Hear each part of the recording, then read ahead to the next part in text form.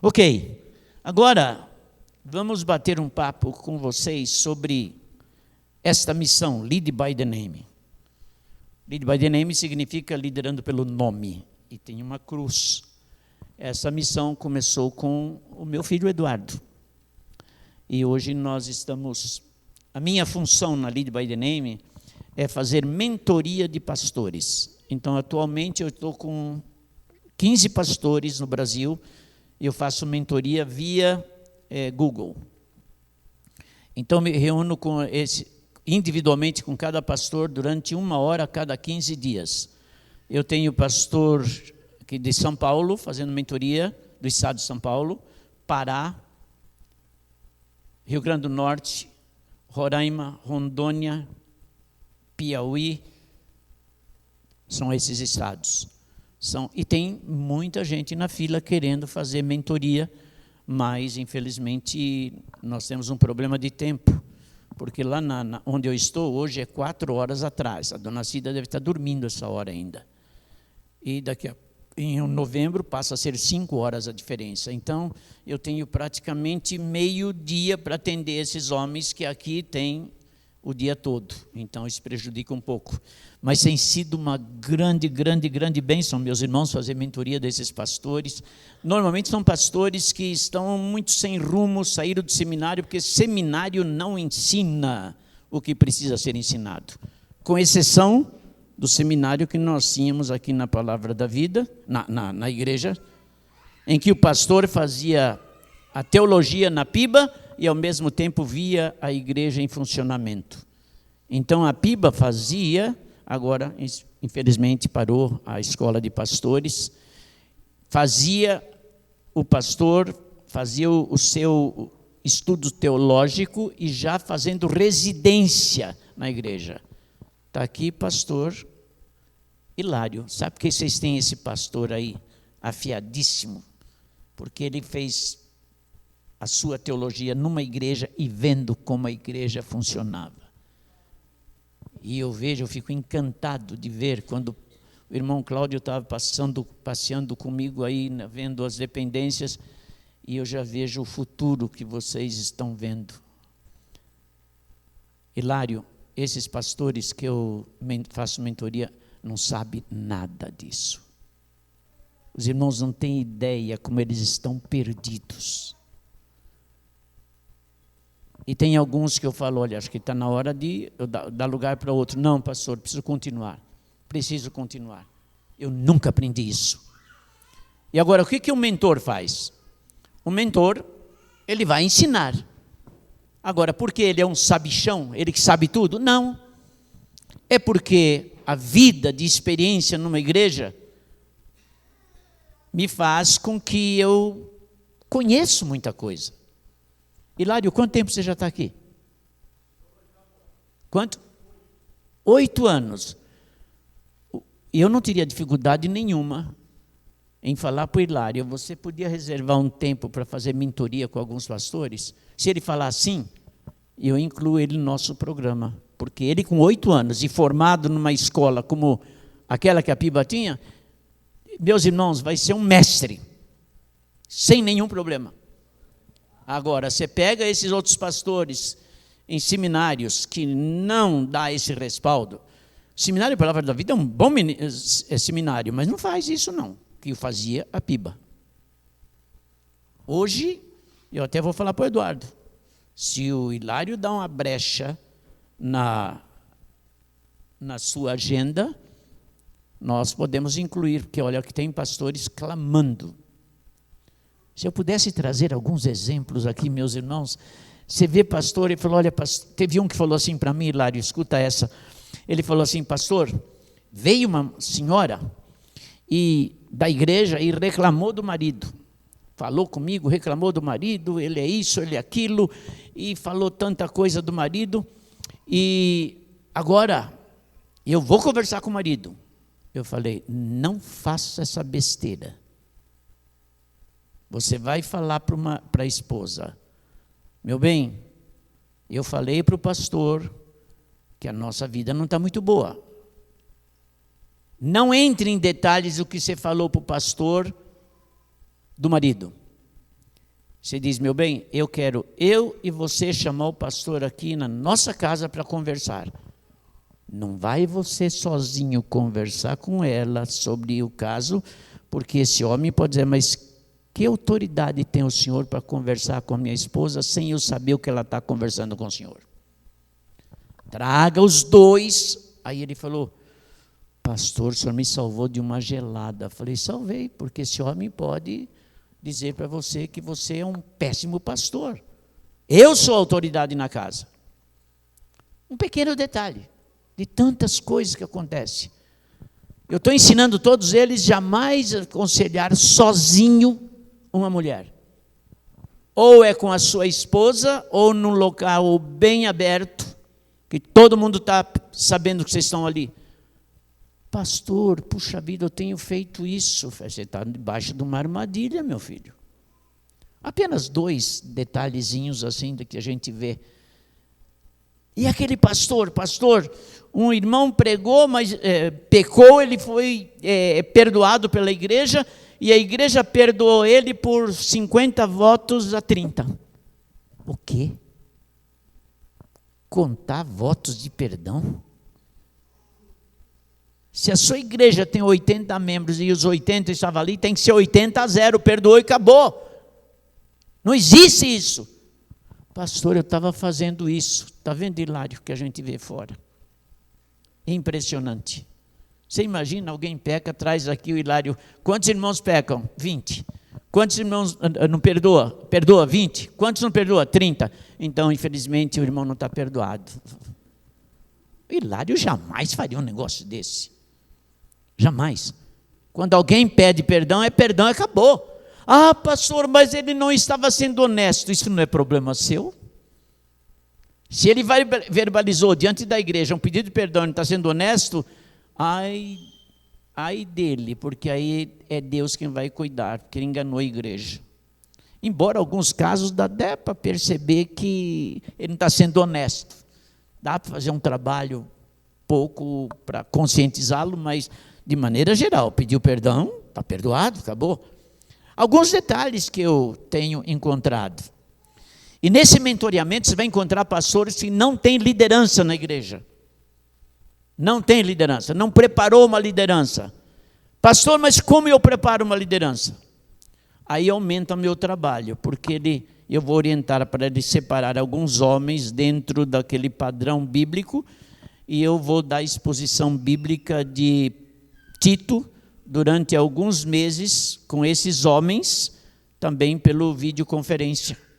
Aí eu tenho que ajudar ele a preparar esses homens, também leva um bom tempo. Então, se você entrar em mentoria, Hilário, a coisa vai aumentando.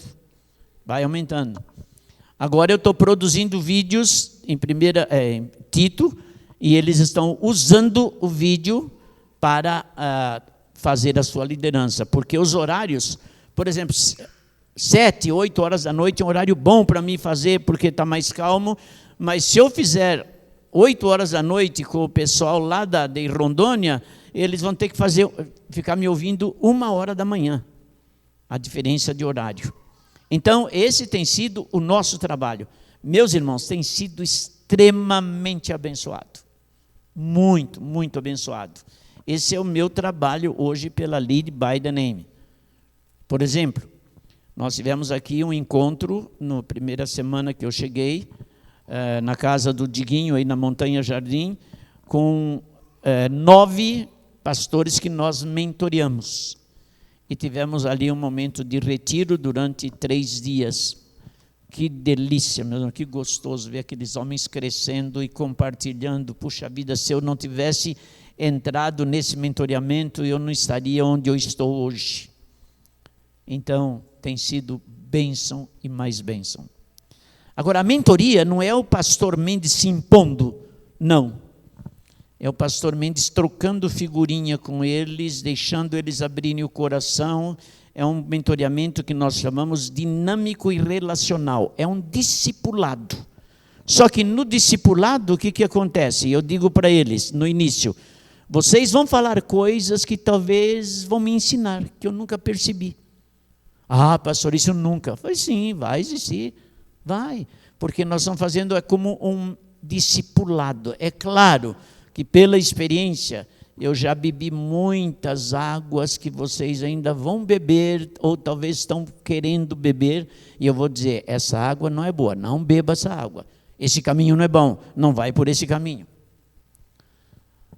Eu tenho algumas lembranças do meu pastorado na Piba, meus irmãos, que me traz assim saudades, e impressionante como Deus me abençoou na direção.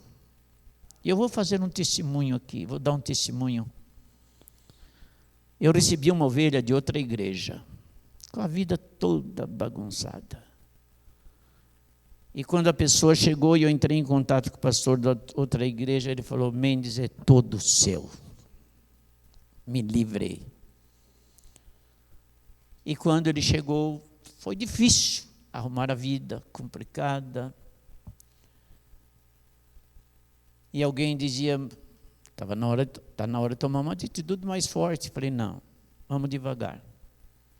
Deus não me deu essa liberdade. Esse homem começou a crescer. Cresceu. E eu com aquela calma, acho que Deus era falando, investe, investe, investe, investe.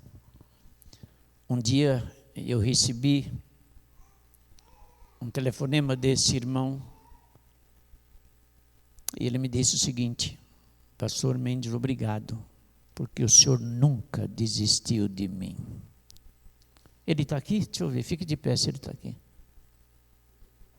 Cláudio de Matos. Quando ele falou isso para mim, eu falei, mas será que o Cláudio zerou? Eu liguei para o Hilário. Hilário, como está o Cláudio com você? Você lembra que você falou para mim? Pastor Mendes, o Cláudio é o meu braço direito aqui.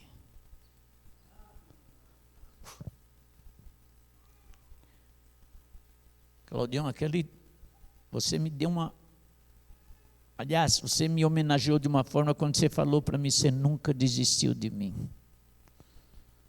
E eu fui conferir com o Hilário, que eu estava longe. O Hilário é o pastor. Aí eu estou lá conversando mentoreando um pastor do Piauí. E eu contei essa história. Ele falou, pastor, eu conheço esse homem. Ele veio com o pastor Hilário aqui num prega-palavra aqui no Piauí. Já está famoso até no Piauí. Meus irmãos, eu procuro ensinar e compartilhar com os pastores cuidado na hora de disciplinar alguém. Tem disciplina que tem corte imediato. Mas tem disciplina que às vezes Deus toca no seu coração, vai devagar. Vamos tentar recuperar.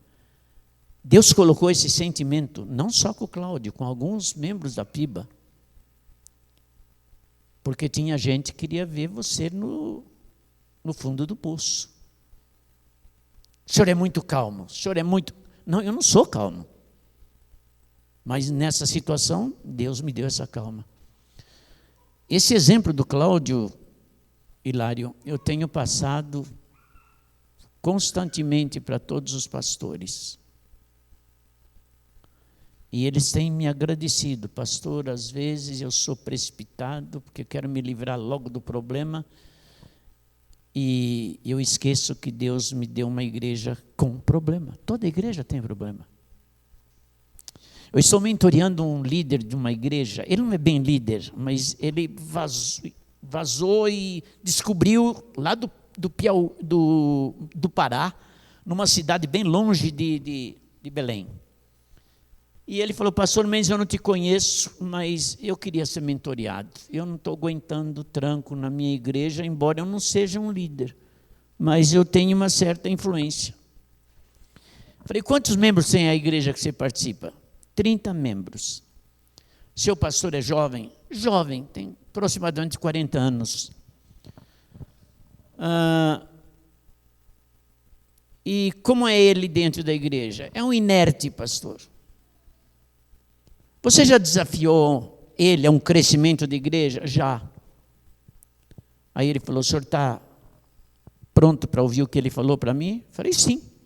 Ele falou, não, eu não quero crescimento de igreja. Nós somos 30 membros. Já pensou se eu crescer, só vai me dar problemas. Eu falei, meu amigo, fala para esse pastor pegar o boné e ir embora. Eu não tenho paciência com um homem desse. Imagina, Hilário, alguém falar para você, não, crescimento não fica com 30. Eu não quero problemas. Eu tenho 3 filhos, eu tenho minha esposa, eu tenho minha vida. Não quero problema. Você ouvir disso, pastor. Aí eu falei, pergunta para ele se ele quer uma mentoria, eu dou um jeito, abro um espaço. Perguntou, faz 1 ano até hoje, o pastor não respondeu. A igreja morrendo. Você já viu um pastor desse que não quer crescimento porque aumenta o problema? A igreja em si já é um problema. A começar do pastor, que é um problema. Eu sou um problema. Porque eu tenho a minha natureza pecaminosa, Hilário tem a natureza pecaminosa. Por que a Bíblia diz, santificai-vos, buscai a santificação, desenvolvei a vossa salvação com temor? Porque nós somos problemas. Não somos santos. Eu lembro uma vez, eu preguei na Piba e abri a mensagem dizendo a luta que eu tinha com a minha carne pecaminosa. Terminou o culto, uma senhora veio na frente chorando, me abraçando e falou, foi o melhor sermão que eu vi até hoje. Eu falei, mas por quê? Porque eu percebi que eu queria ser igual ao Senhor e jamais eu conseguiria. E eu percebi que o Senhor tem as mesmas lutas que eu tenho. Amém? Os irmãos pensam que as suas lutas são diferentes do pastor Hilário? Talvez as lutas deles são maiores, diante da incumbência dele que ele tem de liderar o povo de Deus. É maior. E às vezes pastores se colocam numa posição, eu nunca erro. Vai para o seu púlpito dando murro no púlpito, tentando convencer as ovelhas. Na minha adolescência, conheci um pastor no estado de São Paulo, famosíssimo. Certa feita, já eu entrando para o pastorado, numa reunião de pastores no estado de São Paulo. Fizeram uma pergunta para ele. O senhor acha que um pastor deve atender de forma bem separada uma mulher com problemas para o senhor aconselhar? Ele, sim, podemos, porque para mim pastor não tem sexo. Se eu der um nome para os antigos aqui, vocês vão lembrar, mas eu não vou dar. Pastor tem sexo, sim. Pastor é tentado, sim. Porque é homem, tem natureza pecaminosa. É interessante que o dia que Cristo nos salvou, nós nos tornamos perfeitos. Já ouviu isso na Bíblia? Tem. Claro que o pastor Hilário já falou. Só que nós somos perfeitos diante de Deus, para não sermos condenados, porque Deus, quando olha para nós, vê o sangue de Cristo que nos lavou. Porém, a partir do momento que nós nos convertemos, Deus não tirou a nossa natureza pecaminosa. Ela vai ser tirada definitivamente quando chegar. Estamos com a natureza pecaminosa. Lembra do desespero do apóstolo Paulo lá em Filipenses? Miserável homem que sou. Por quê? Porque o que era bom, ele não faria, mas o que era ruim, ele faria. Ele foi o desabafo do apóstolo Paulo.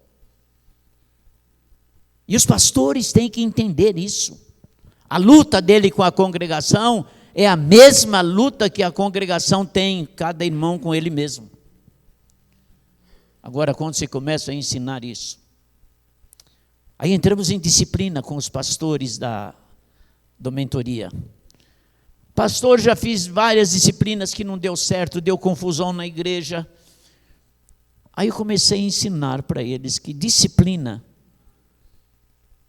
é você tratar com a pessoa à luz daquilo que a palavra de Deus diz. Não saia da palavra. Saiu da palavra, você começou a inventar, você vai cair do cavalo.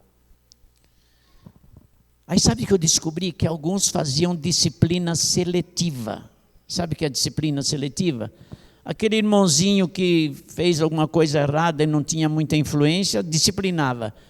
Agora, aqueles irmãos, ou aqueles filhos de um camarada que dava um dízimo lá em cima, esse aí, vamos devagar.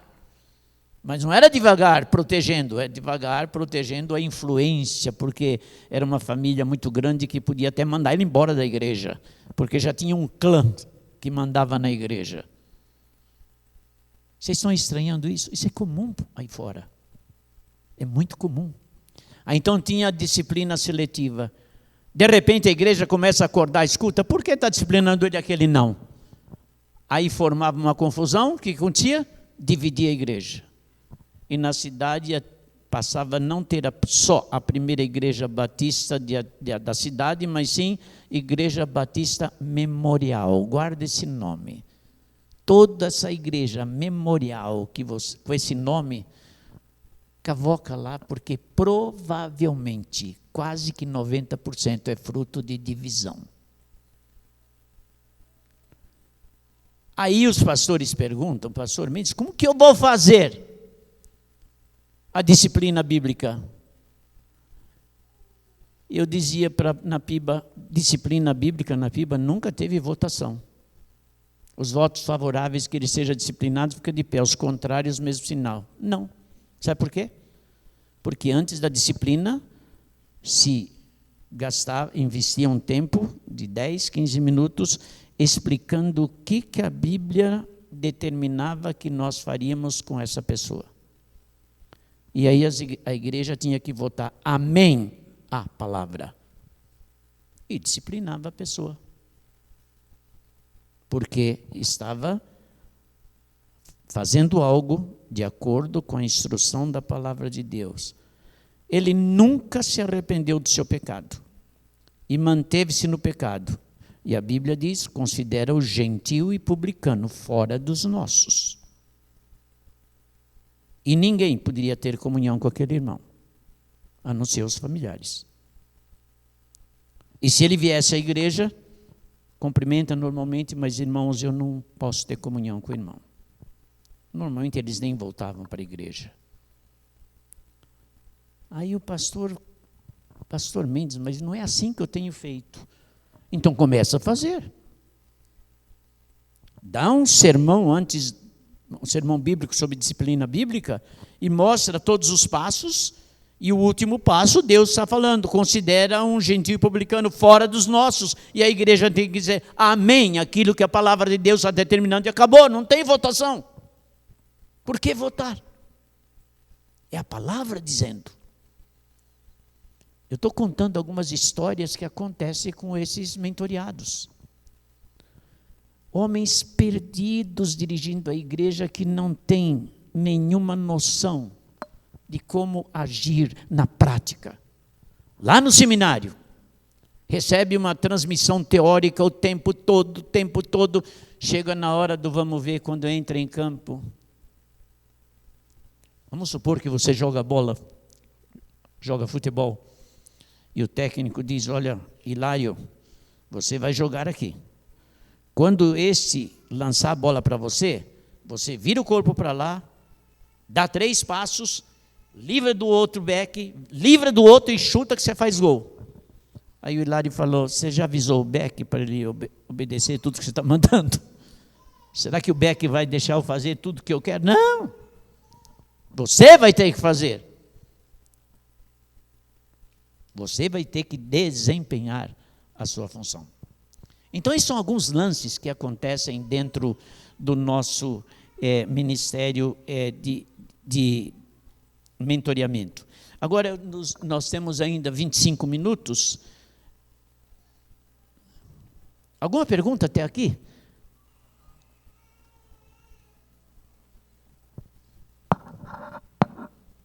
Isso, virou. Ok. Então, nesses 25 minutos, eu vou colocar para os irmãos outro ministério do Lead by the Name, e eu gostaria que vocês entendessem melhor esse ministério. O outro ministério chama-se Filosofia Bíblica Ministerial. Lançamos esse livro, inclusive esse aqui é para você, que eu trouxe, Hilário, presente, juntamente com o Gladson Dantas. Gladson estudou com você. Gladson, nós dois escrevemos esse livro e já foi lançado pela editora do Lead by the Name. Eu vou deixar aqui, esse é um presente para o Hilário. Quem quiser, se você entrar no Amazon, você pode comprar esse livro. Por que nós lançamos esse livro? Porque, meus irmãos, o que tem de igreja, que tem aquele templo bonito e fica fechado a semana toda e abre 3, 4 horas, 5 horas durante a semana e fica tudo fechado e não faz nada. Como que a PIBA começou a desenvolver uma filosofia bíblica ministerial? Quando nós estávamos lá no centro da cidade, nós começamos com 22 pessoas no começo, depois na organização 42, e foi crescendo. Aí um belo dia, em 1988, eu estava lá nos Estados Unidos num ano sabático.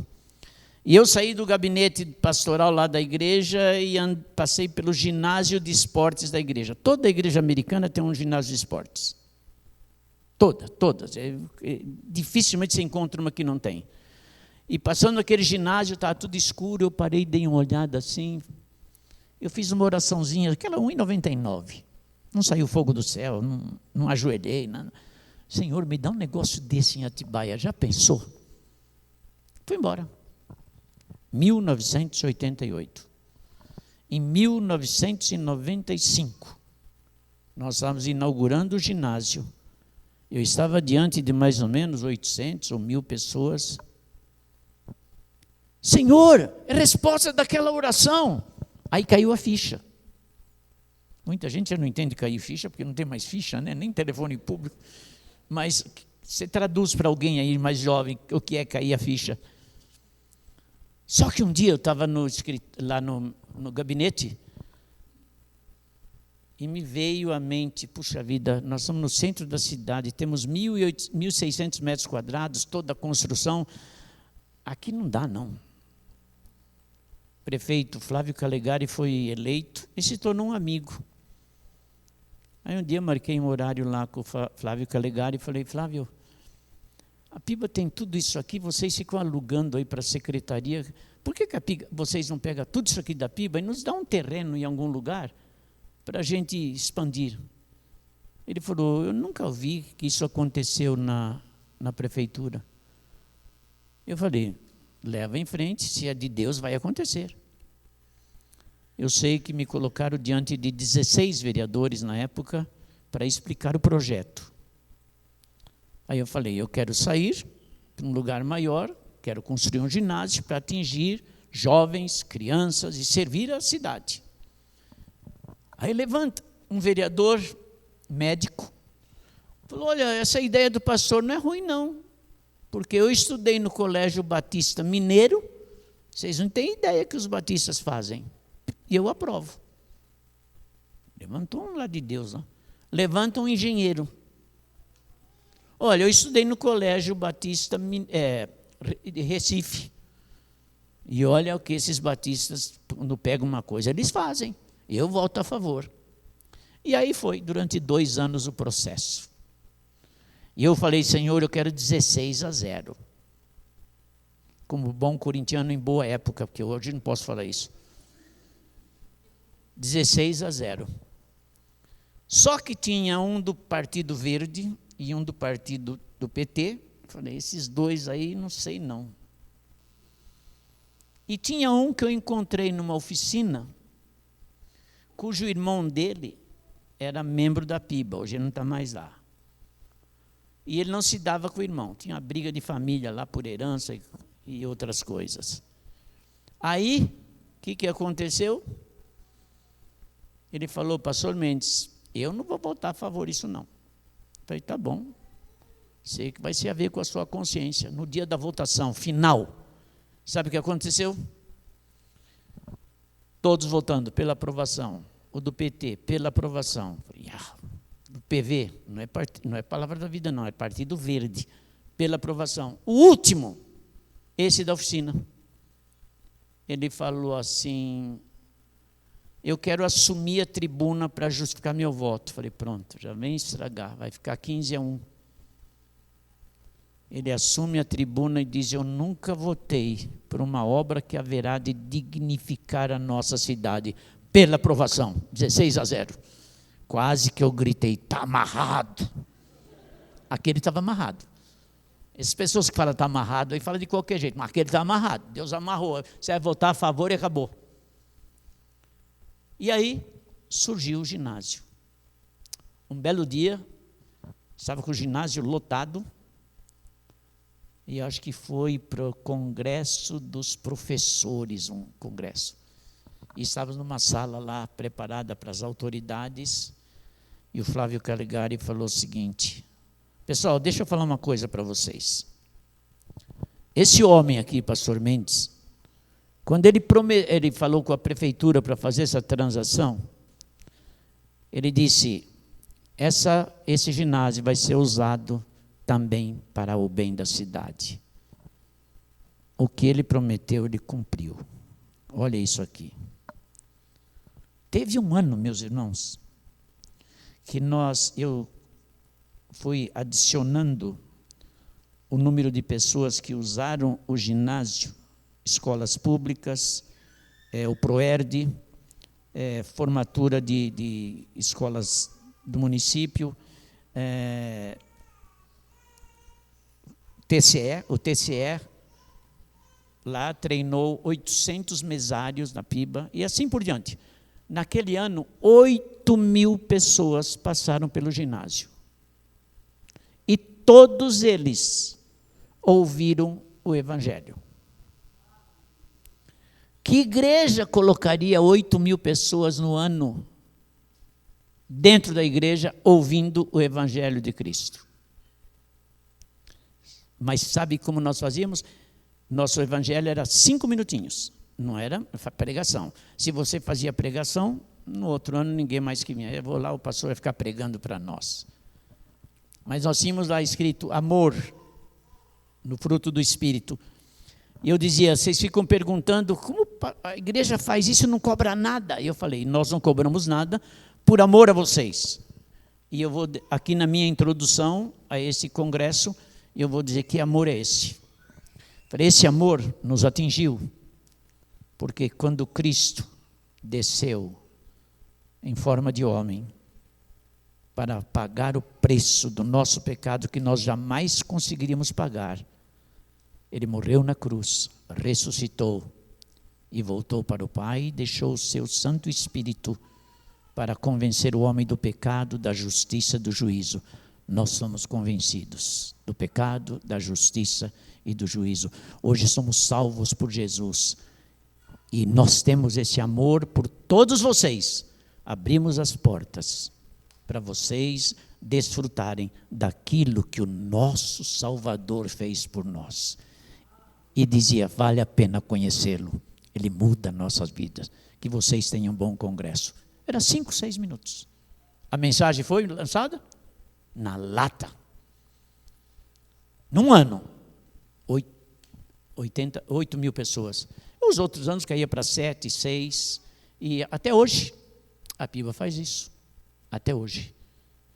Então, nós estamos desenvolvendo na missão uma filosofia bíblica ministerial, ensinando as igrejas a usarem várias e várias formas de evangelizar sem afetar os princípios eternos da palavra de Deus.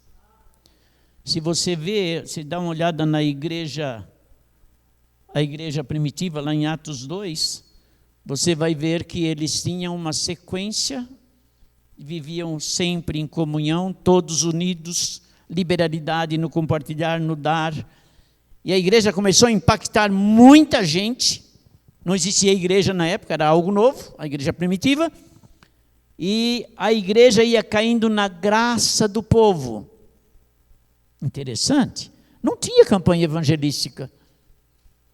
E a partir do momento que a igreja ia caindo na graça do povo, porque ela vivia como igreja, se você pegar as práticas da igreja primitiva são todas práticas originais do próprio Deus. Tem algumas igrejas hoje que usa práticas genéricas, né? Compra aquela peça para arrumar a igreja com um defeito que já foi contaminada por Satanás, e os irmãos veem muita coisa. A igreja primitiva começou com peças originais. Então vamos lá ver as peças rapidamente. Todos tinham tudo em comum. Um ajudava o outro nas suas necessidades. Isso acontece aqui? Acontece. Continua. Liberalidade no dar e compartilhar. As pessoas davam, vendiam suas propriedades. Porque na época, meus irmãos, quem se convertia estava alijado da sociedade. Fazia isso a igreja. Querem mais uma prática? Compartilhar. Não se cansavam de louvar a Deus. Expressão de gratidão, estavam fazendo isso quando? Todos os dias. Hoje nos Estados Unidos, para você encontrar uma igreja que tem culto à noite, você não acha. O máximo que você acha é que você andando lá, havia uma igreja, mas está tudo apagado, mas você vê que tem uma luz lá no porão da igreja. Lá, porão da igreja, meus irmãos, não é como o porão aqui. Porão no Brasil é para guardar bagulho, né? Lá o porão ele chama de basement, é outra casa embaixo, com ar-condicionado, carpete, é diferente. Igrejas também. Aí você acha, você entra lá no subsolo, tem lá os irmãos comendo pipoca, cachorro-quente. A gente não tem culto à noite, mas a gente se reúne aqui para orar, bater papo, é o máximo que você encontra. É só pela manhã. Eu pertencia a uma igreja assim. Aí eu descobri essa igreja pequena, que tem culto de manhã, culto à noite, e na quarta-feira também tem o culto lá na igreja. Graças a Deus, aqui tem uma escola dominical ampla de 1h30 durante o domingo e à noite o culto. Isso aqui também é um culto. É que à noite é um culto mais na forma como a gente chama de culto, mas isso aqui é um culto. Nós estamos aprendendo a palavra, compartilhando a palavra e vivendo a comunhão uns com os outros. É um culto também. Essa era a igreja primitiva. Ganhava a simpatia do povo, e agora tem algo interessante aqui. Foi por isso que eu nunca fiz na PIBA uma conferência evangelística. Sabe por quê? Quando a igreja vive a realidade e com práticas originais, Deus olha o que diz o último versículo, e com isso o Senhor ia acrescendo os que iam sendo salvos pela influência da igreja. Agora, qual a melhor forma de evangelismo? Sempre ensinei a PIBA, estilo de vida. Eu vou trazer 2 exemplos aqui que vai mexer com vocês. Se converteu uma família na Faria Lima, o casal mais 2 adolescentes. E eu colocava as pessoas diante da igreja, eu dizia sempre, por que você está aqui? O irmão Manuel falou, olha, está vendo lá sentado o irmão Marco Antônio e Janilda? São os meus vizinhos. Eu quero que a minha família seja igual àquela. Só teve um amém, você viu? Estou brincando, gente.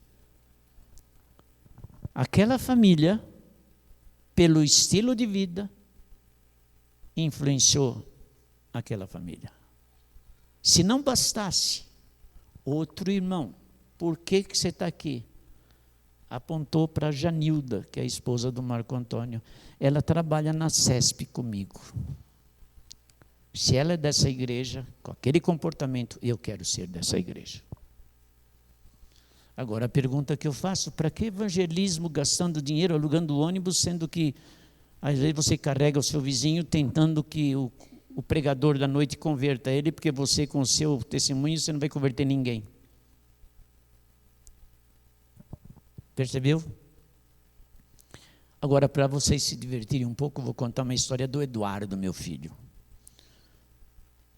Uma época que nós moramos em São Paulo, num sobrado, que não tinha quintal. Eu comprei uma tabela de basquete e preguei na parede, na calçada, para eles jogarem basquete, treinarem, ele e o Eduardo e o Fábio. E eles começaram no primeiro dia, entusiasmados, jogando. O vizinho do lado, um senhor idoso, morava com uma senhora idosa. Pode parar. Eu não quero esse barulho de bola na porta da minha casa. Mas eu imagino o Eduardo, porque o Fábio já é meio retraído. Meu senhor, a sua casa é daqui para lá, aqui é a nossa calçada. Não interessa, eu não quero. Pegaram a bola embaixo do braço, entraram, cabisbaixo. Primeiro a se manifestar o Eduardo. E eu vou orar para Deus matar esse velho. Falei, calma, cidadão, calma. O Fábio não, o Fábio jamais. O Fábio mata, mas não fala. Pede, mas não fala. Ok. Aí a dona Cida falou, olha, eu vou fazer um bolo, que nós chegamos agora aqui nessa casa e vamos levar para a vizinha. A Cida fica brava quando eu falo que ela fez um bolo de caixinha. Você sabe qual é o bolo de caixinha, né? Mas ela fez um bolo para o casalzinho vai tomar um café, e aquele bolo é o ideal.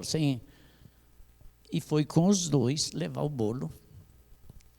Os dois choraram de ver a maneira como estão se tratando. A Cida falou, a gente está chegando aqui e tal, e deu o bolo. Passou 1 ou 2 semanas, não é que a velhinha vem com um bolo também. Sabe que bolo ela trouxe? Floresta Negra. O bolo preferido do cidadãozinho que queria matar o velho. Quando viu aquele bolo, e é um bolo caro. Aí eu ainda falei, você quer matar o velho ainda? Ele aprendeu uma grande lição. Mas se não bastasse, a Cida foi saber um pouco mais quem era aquela senhora. Era a maior boleira do bairro. E fazia bolos caríssimos para casamentos. E nós demos um bolo de caixinha e ganhamos Floresta Negra. Meus irmãos, quando saímos de lá, fomos despedir esse casal, foi só lágrimas. Era um casal espírita. Não sei, pode ser que nós vamos vê-lo no céu, porque um bolo de caixinha se transformou num bolo Floresta Negra e se transformou num testemunho que aquelas pessoas precisavam. O estilo de vida é o melhor evangelismo que existe. Pastor, e o folheto? O folheto é bom, mas você dá o folheto e ninguém sabe quem é você. Mas vai a mensagem, não tem sua validade. Mas quando você é a mensagem, aí a coisa é diferente. Então nós trabalhamos com as igrejas para usar também suas dependências e formas de atingir. Por exemplo, vocês têm aqui um lugar de jogar bola, agora conseguiram um lugar melhor ainda. É uma igreja participando da sociedade. Mas quando o pastor Hilário, lá na quadra, vai preparar e vai pregar o evangelho, não é um evangelho para agradar todo mundo, não, é o real. Vocês têm que conhecer Jesus Cristo. E tem igrejas aí com dependências e dependências, meus irmãos, que não resolve nada. Terminando, agora lá no Amazonas, uma igreja que nós temos uma boa parceria, eles agem assim. E eles têm na entrada da igreja uma área muito grande. E eu desafiei eles fazerem um cybercafé. Cybercafé, sabe que é aquele café que você pode sentar lá, ficar com o seu computador trabalhando e tomando um café, comendo alguma coisa. E o que tem de gente lá em Manaus que fazem home office em casa e os filhos atrapalham, precisa ficar trancado num quarto e não é o ideal. E eu falei, pastor, faz um cybercafé aqui, vocês têm estacionamento, a pessoa pode ficar o dia todo trabalhando aqui e vocês com mensagens bíblicas e as pessoas estão trabalhando no cybercafé dando uma palavra, vocês vão ganhar pessoas para Cristo, sem dúvida nenhuma, fazendo um cybercafé. Olha que ideia. Vamos desenvolver as nossas igrejas. Imperial já foi vacinado com filosofia bíblica ministerial. E quando o Eduardo teve essa ideia de focar isso nas igrejas, meus irmãos, e todos esses pastores que eu faço mentoria, eu estou colocando na mente deles fazer uma filosofia bíblica ministerial, atingindo a sociedade com meios pelos quais são aceitáveis, sem ferir os princípios da palavra. É o que vocês estão fazendo com esse esporte e talvez com outras coisas que eu ainda não me inteirei. Então, a filosofia bíblica ministerial é visando acordar essas igrejas para não ficar fechada o dia todo e não produzindo praticamente nada. Temos aí 5 minutinhos dentro dessa última palavra aí, se os irmãos têm alguma colocação.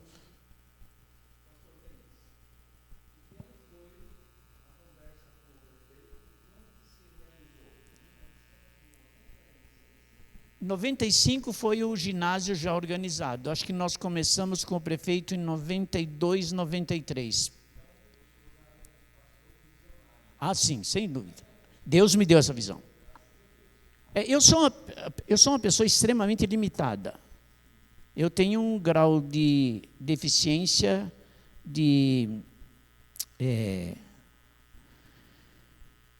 como que eu vou chamar? De dislexia. Eu sou meio retardado. Por exemplo, se trouxer um americano aqui e falar, pastor Mendes, não tem ninguém que fala inglês, o senhor pode traduzi-lo? Falei, posso, mas antes eu tenho que ter uma conversa com ele.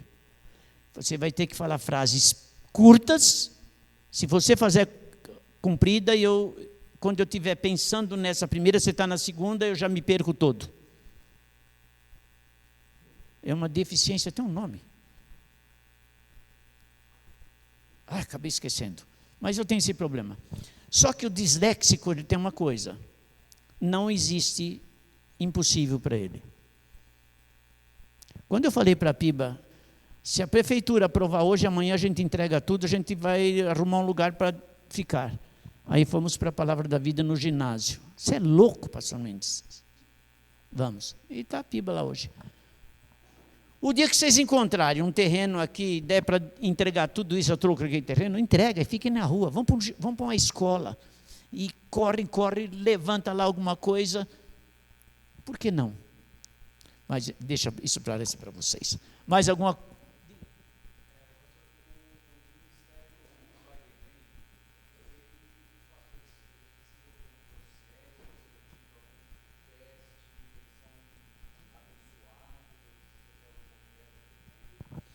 Ok, ele é um ministério que está começando. Não exige nada de pagamento da igreja.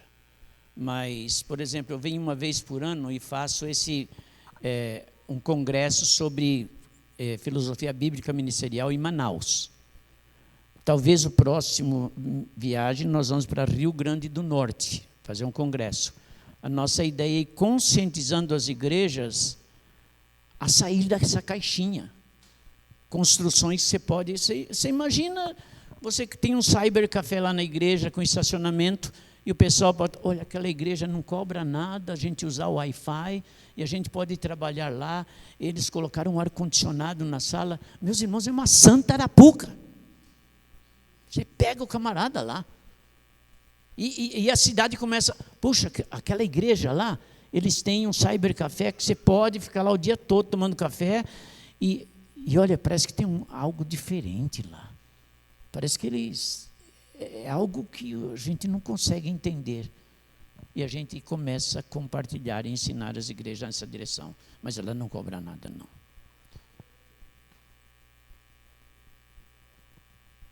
Mais uma pergunta? Se tiver. A igreja, como ela para a mentoria, é selecionado, porque nós estamos, agora só eu estou fazendo mentoria. Agora eu eu vou falar para o Eduardo pegar esse tal de Hilário aí. Tem toda a condição. ele pode pegar, vamos supor, dentro do programa, do horário dele, 5 pastores e fazer uma mentoria. Ele muda a outra igreja. Porque a cabeça dele não é a cabeça desses pastores em geral no Brasil, não, gente. Vocês não têm ideia. Primeiro, não sabe nem exposição bíblica alguns. Então, nós estamos procurando, dentro do nosso grupo lá, desses que eu faço mentoria, eu já separei uns 3 que dá para já começar a fazer mentoria com outros pastores. O pastor de Manaus já está com 5 pastores, ele fazendo mentoria. Porque ele é uma mentoria diferente, ele é um homem de 62 anos, que ainda quer fazer mentoria comigo. Eu falo, pastor João, o irmão já... Não, eu quero continuar. Porque ele já não está encarando a mentoria e eu ensinando alguma coisa para ele, nem ele ensinando para mim, não é esse nível. É no nível de compartilhar. E ele não quer perder. Seria mais um discipulado. Mas é um homem de Deus, fazendo um trabalho lá fantástico, meus irmãos.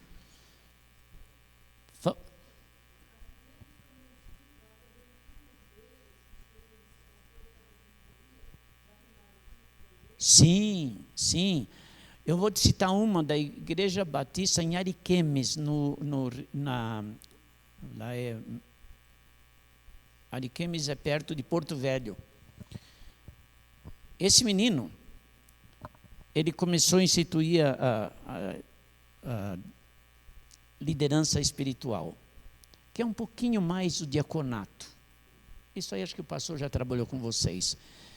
Ele começou e separou 5 homens. Aí eu comecei, além de a mentoria com ele, tem encontros quinzenais com esses 5 homens que ele preparou.